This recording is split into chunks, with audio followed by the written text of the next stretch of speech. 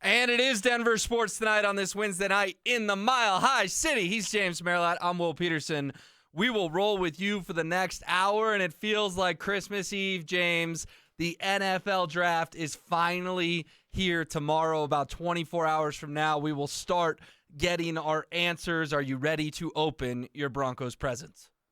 Heck yeah, man. It's funny you said it's Christmas Eve because that's exactly how I felt all day long. We have been talking about this. Man, it goes back to even before the end of the season because once Russ got benched and you knew the Broncos weren't making the playoffs, it kind of turned to draft time. So literally almost 4 months we've been talking about this, looking forward to this, circling the date, and yeah, it's finally here. I can't wait to see how it unfolds. It is a night that will change the course of this franchise. For better or for worse, it is going to do that to the Denver Broncos, so that makes it exciting. I am so excited for the whole crew out there at Dave & Buster's tomorrow from 2 to 10. You can come meet all your favorite 104.3 The Fan personalities. And, James, let's be honest, man. This time tomorrow, I mean, the Nuggets aren't going to play for a couple hours. This is going to be the most watched portion for Broncos Country because as soon as New England gets on the clock at 3, that's when the trades could start flying. And a report today from the Athletics' Diana Russini says that Sean Payton could take, quote, a big swing up in the draft and include star cornerback Pat Surtain II. Diana Russini is right there with some of the top insiders in the NFL. This is not coming from the middle of nowhere. This is coming from someone who's connected in this league. I think it's the first firm report that when the Patriots and Cardinals are on the clock tomorrow night at 3 and 4, they may, I want to emphasize may, it's not a sure thing, and Diana's not reporting it's a sure thing, but if they fall in love with someone, they may pull the trigger, including PS2, and I think that's just a fascinating element to going into an already big night. Oh, big time. And I think that begs a couple of questions. One, well, who is that player, right? Like, if let's just say it's J.J. McCarthy. It probably is. All signs kind of point toward that, but let's say it is. If he goes at 2 to Washington and everybody is shocked, I don't think the Broncos are trading up. I think they lost the guy that they fell in love with there.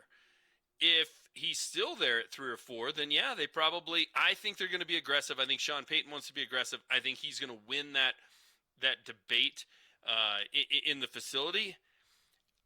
PS2 is a great player. Cornerback only takes you so far. Look, they've lost a lot of games the last 3 seasons with a great cornerback on the roster. I would be fine with that over first-round picks in the future because you're going to total rebuild mode at that point, right? Sure. You have a rookie quarterback. You need to have some assets to build around him. A cornerback is the wrong side of the ball. So I would be fine with that. The second question it begs is, well, who should that guy be? I don't think it should be J.J. McCarthy. I don't. Because if you make that move, you better be right. You better hit if you're Sean Payton. Because otherwise, this organization is set back 5 years. I don't want to be overly dramatic and say a decade, but they're set back a long time. He'll never see it out. He'll be living in Malibu, back on the Fox set, and somebody else will inherit this mess, and it will be a tough job to fill because nobody want to take on, no draft capital and Russell Wilson dead cap. No, thank you. I'm out. I think it should be Jaden Daniels. And I think Sean Payton tried to trade up and get Patrick Mahomes. He did. He was unable to do it. I think if I just look at the quarterbacks in this draft and say, who has the chance to be just special, just unique, just does things that nobody else in the league does, it's Jaden Daniels. He's the guy. So if you want to mortgage the future to get that guy, fine. Because he's a little bit like Lamar Jackson, right? Like Lamar Jackson solves the passing game and the running game for the Baltimore Ravens. I'm not saying Jaden's going to be the same guy, but his ability to make plays with his feet and just be a playmaker and extend plays and make your offensive line look better and makes your receivers look better because they have longer to get open. Like, it just adds so much to it. Will, just for the record, if they want to trade up and get Jaden Daniels, I'm in. If they want to trade up and get J.J. McCarthy, I'm out. All right, we are marking it down 24 hours before the draft. I want to read this from Russini. just so we're clear on her reporting today. Quote, Sean Payton wants a QB. His philosophy going back to his days in New Orleans is, quote, if you love a player, go get him. Most teams picking in the top 5 believe the Broncos could make a big swing with a package that could even include star cornerback and fifth-year option pickup Pat Surtain II. Don't forget, they picked up his option yesterday. Now, that's a no-brainer. I get it. But this would also mean he'd be under team control for 2 years for his new team, whether that be the New England Patriots, Arizona Cardinals, New York Giants, whoever you move up with. So while Pat may initially say, man, I can't believe I'm going to New England, they stink, he's got 2 years to warm up to it. New England's probably going to get a quarterback at some point in this draft. Heck, they could end up with Bo Nix or Michael Penix Jr. if they trade back with the Broncos, and then he'll sign his mega extension in New England as they attempt to rebuild. I think it's such a crucial note. They picked that thing up to make him more attainable or desirable in a trade because teams aren't worried about, oh, this guy's going to be really unhappy and it's going to get messy. They would have him for 2 years if they make this deal tomorrow night. Yeah, without a doubt. Without a doubt. And I kind of look, you can't always go into the draft and look at it of, hey, what's, from a marketing standpoint, what is sellable? You can't. They just did the video with him on Monday and Randy Gradishar, and they may trade him 72 hours later. I get it. You have to normally just go into the draft with, like, listen, we're going to take the best player available. Like, if you did that with every single pick, every single year, you're going to avoid some mistakes, a lot of mistakes, and you're probably going to have a pretty good roster. I was on with the drive, and they were talking about the chart that came out of how many busts, and the least frequent busts are offensive linemen. And my explanation was simple. It's like, if you're going to draft a center, a guard, or a tackle, that's not a sexy pick. It's not an easy one to sell to your fan base, so you better be darn sure that you're going to hit on it, right? Like a quarterback, a receiver, an edge rusher, you're swinging for the fences because you're reaching, you need one. The Broncos at this point, they're not in a position to do best player available. No. They're not. This is a team that has been bad for nearly a decade. Fan interest is I don't know if it's an all-time low, Will, but, man, can you ever remember it being this way? Like, if they draft a cornerback out of Alabama, it's going to be you, me, Zach, and Phil standing on the hill next year at training camp. Like, it's going to be a hard sell. Is anybody going to flock to the team store on Friday to buy that player's jersey? No, I don't think Terry and Arnold jerseys will be flying off the shelves, James. And that's not how you normally should make decisions. You shouldn't. But if they trade up and get Jaden Daniels, they're selling thousands of those tomorrow night. They are. And the hill will be packed with people wanting to see the quarterback of the future. I don't know that J.J. McCarthy does that. I don't know that Bo Nix does that. I think Michael Penix Jr. probably does. I do. I think there's more excitement with him. Now, maybe not at 12 because now you're getting into value. But just in terms of the player, and you're excited to see what he can do, and you have hope that he can save the franchise, I think it's Jaden Daniels and it's Michael Penix Jr. Those are the two guys you can come out of tomorrow with, and people will be excited. And, of course, we're not including Caleb Williams in this conversation because he's going to the Chicago Bears. That pick is probably already signed, sealed, and delivered, just waiting to be read by Roger Goodell. Okay, so let's say the board doesn't break their way, and New England selects Drake May at 3. Jaden Daniels goes 2 to the Commanders. The Vikings get to 4 with J.J. McCarthy. Then what? Because I think the common sentiment is going to be Brock Bowers or trade back. What would your preference be between those two, and what am I missing of what else could happen if they can't get to the top 4 and those QBs go 1, 2, 3, 4? No, I think you hit the nail on the head. If Brock Bowers slips to 12, you jump on it. You take him, right? That solves the second biggest position of need. Now, it's a distant second. It's whoever finished, second to Secretariat at the Belmont in 1973. But that's a huge position of need. Brock Bowers would solve it, you would assume, for the next 5 to 10 years. So I think you jump at that. I think if he goes at 10 or 11 and you just miss out on him, people aren't going to want to hear this, but I think you trade back. And, if you're going to draft Bo Nix, take him at 19, take him at 20.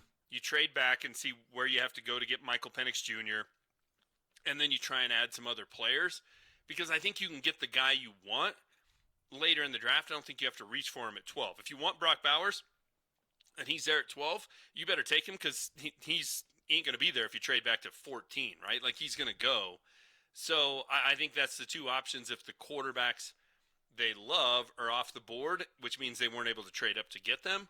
I think you take Brock Bowers to your trade back. That's what I would do. Now they may be thinking, hey, boy, we could have the two best corners in the league with Surtain and Arnold, maybe, but that would be the only two options I would have if I'm not getting a quarterback. Man, you and I not normally on the same page, I know. But I couldn't agree more. I think Bowers is the one and only exception for not going QB round 1, and then I'm doing everything in my power to get up somehow to the start of round 2. I understand they don't have a second-round pick, and that makes it really tricky, but I am begging teams, hey, you want a Courtland Sutton in a third? What can I do to get somewhere in the second? And maybe Nix or Penix is there on Friday night, and you walk away with an elite tight end and a QB that was in the Big Six. That would be the other best-case scenario other than landing Jaden Daniels. And I'll even throw Drake May in that conversation as well. I'd be willing to do the big trade-up for Drake May tomorrow night. Yeah, and I think you may even want to look at it. And John Elway tried to do this in, I guess it was what? It was the draft that was Josh Allen and Baker Mayfield, because wasn't that the draft Lamar went 32nd?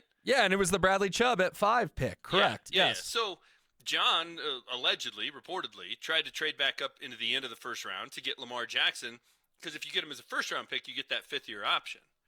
So I think you're looking at something like that where, hey, if you get to 34, I know you only have to hope one team doesn't take him to start the draft on Friday, but you also just have less control of a quarterback of that position. You're going to have to make a decision on it earlier. I think you're looking at, hey, do I need to get to 29, 30, 31, 32 and try and get one of those guys? And that's a much more doable task than trying to get up to 4. Yeah, you're going to give up some stuff, and you may give up a first-round pick, or you may give up Pat Surtain to get to there. Would you give up Pat Surtain to get to 29 and draft a quarterback that you want? No. I would. Yeah. If you took Brock Bowers at 12 and Michael Penix Jr. sitting there at 29, would you trade Pat Surtain for Michael Penix Jr.? That's essentially what you're doing. Okay, but look who's in those. Those are Super Bowl contenders, James. Those are the Bills and the Lions and the teams Ravens. that would look at a cornerback as a luxury they need. You don't think the Bills, who have had a wide receiver exodus, would like a Courtland Sutton? They're not trading a first-round pick for Courtland Sutton. Right. I'm giving him a third. I'll give him a second next year. I don't care, but I think what you're telling, the price is too steep for Surtain in the late 20s. He's the only guy on the roster that gets anything outside of a day 3 pick. He's it. But James, then you're overpaying. Like Surtain can only be used to get in the top 5, is what I'm telling you. And you're saying you want Surtain in the top 5. You want Surtain? Number 12. It'd be Surtain and probably a first-round pick. Right. But that's better than 3 future first-round picks. I think you are undervaluing Pat Surtain trying to trade him for 29, is what I'm telling you. All I know is that on the biggest play of the season, he got beat. So I understand. I'll go get a quarterback of the future for a guy who got beat on Christmas Eve with the season and the playoffs on the line. I will, because how valuable is a cornerback? Well, then you better get a second back, too. That's all I'm telling you. Like, you better get more than just 29. You can make it add up however you want in terms of the value, but I think if you walk out of this draft and you have first-round picks of Brock Bowers, Michael Penix Jr., and you gave up the 12th pick, you used it on Bowers, and you gave up Pat Surtain, your team is headed in the right direction. And this is no knock on Pat Surtain. He's a great player. But a cornerback, if you don't have elite edge rushers, is somewhat, I wouldn't say useless, but kind of. I mean, how much of an impact can they have? Tell me the play Pat Surtain made this year that was of impact. How many picks did he have this season? And don't give me they don't throw the ball his way, because the Patriots certainly threw the ball his way on Christmas Eve with the season on the line. So he doesn't make any impact plays. A quarterback probably will. I just the value of we got to hang on to Pat Surtain. We got to have this cornerback. Really? Why? Well, what's the play you just laid awake at night on a Sunday night, just going, man, Broncos don't win if Pat Surtain doesn't make that play. I can't think of one. Well, I think he had a pick 6 against the Chargers a couple years ago that sealed a game. A couple years ago. I mean, you're asking me for a play, James. What do you want me to do? I can't tell if you're asking rhetorical. Are you asking rhetorical questions? Or are you talking to me? He didn't make one impact play this past season, and we're afraid to give him up. Well, those are the decisions Sean Payton and George Payton are mulling over tonight. Wants to give me the pick that will get me Michael Penix Jr. for Pat Surtain. I'm getting Pat a limo to the airport and saying, "Hey, good luck in Philly." Well, let me throw in a little more than that. Again, I think if you use him to navigate to the top 5, then it's worth it. If you're using him just to get back in the first round, I'm asking for a heck of a lot more than just a round 1 pick. I am. Okay, and that's fine, and it's a late first-round pick. So is Pat Surtain, I mean, they took him at, 9, right? Yes. And he's probably performed better than that. I think if you redid that draft, I mean, Micah Parsons would go higher, but I think Pat Surtain would go higher than 9. So you're probably right. If you're just getting the 29th pick, you probably do need a little something back in return. That's fine. I'm not going to quibble about that. But essentially, you're trading Pat Surtain to get the quarterback you want. And I would even trade him for Bo Nix, and I'm not a Bo Nix guy. I'd much rather have Michael Penix Jr. But I think you do have to come out of this. I think you have to come out of it with the quarterback. Monday's trade makes me waver a little bit because you could sell me on going into the season with Zach Wilson. You couldn't go into the season with Jarrett Stidham and Ben DiNucci.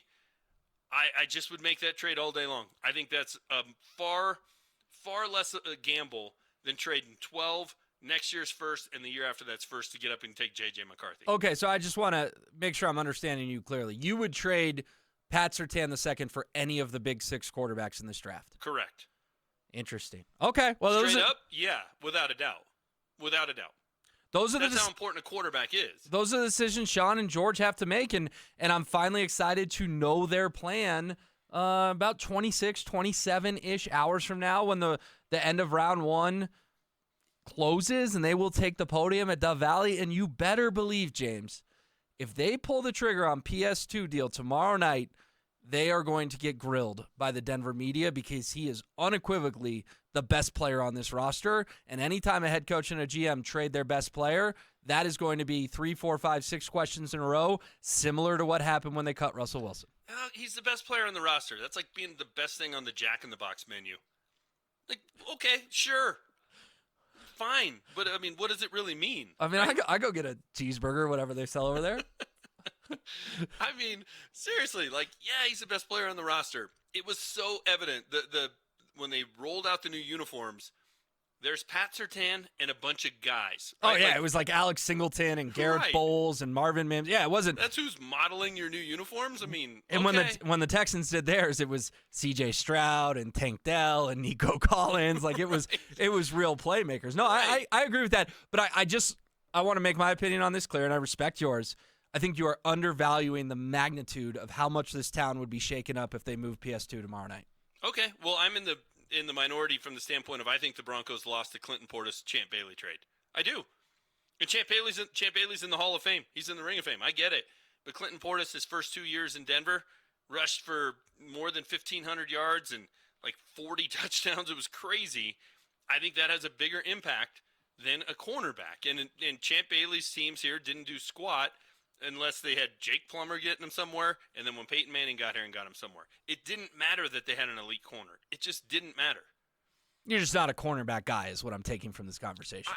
I think if you've got Von Miller and DeMarcus Ware and Derek Wolfe and Malik Jackson, you can get by with cornerbacks that are not Pat Surtain, right? And that's nothing against Chris Harris Jr., really good player. Nothing against Aqib Talib at that point in his career, really good player. Or Bradley Roby or anybody in that no-fly zone. The no-fly zone benefited from the fact of who was up front. They did. Yeah, I would agree. I think any fan would tell you they won Super Bowl 50 because of what Von Miller and DeMarcus Ware did during that playoff run. If they had the no-fly zone this past season, the no-fly zone in their prime, and they had Jonathan Cooper and Nick Benito and DJ Jones and, gosh, who was the other starting defensive tackle? Mike Purcell, maybe. Right, they had Mike Purcell up there. Is the no-fly zone very effective? No, it's not. But you're not riling me up on this one because when they beat up Ben Roethlisberger, Tom Brady, and Cam Newton 3 games in a row, that's why they won the Super Bowl, and that's why Von Miller's revered in this town because he walked off as a Super Bowl MVP. Correct. So, listen, I like Pat Surtain a lot. I think he's a great player. But the most important positions in football are quarterback and edge rusher.